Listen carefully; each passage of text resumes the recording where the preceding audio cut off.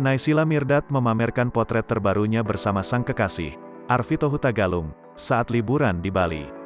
Artis cantik Naysila Mirdad diketahui menjalin hubungan asmara dengan pria bernama Arvito Hutagalung.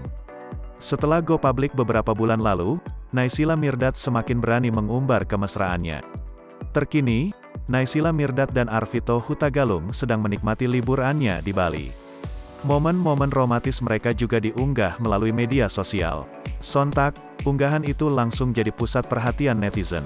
Mereka berdua terlihat begitu kompak dan romantis saat liburan bersama. Tak hanya itu, bahkan Naysila dan Arvito juga saling memamerkan kemesraannya. Awalnya, perempuan berusia 34 tahun itu hanya melihatkan potretnya sedang sendirian. Namun, pada unggahan di slide kedua, Naysila Mirdad tak segan memeluk Vito Hutagalung dari belakang. Pasangan ini juga tampil serasi dengan mengenakan baju berwarna serba putih. Selain itu, pasangan ini juga sempat trekking bersama di kawasan Ubud. Menikmati petualangan bersama di Ubud membuat pasangan ini terlihat bahagia.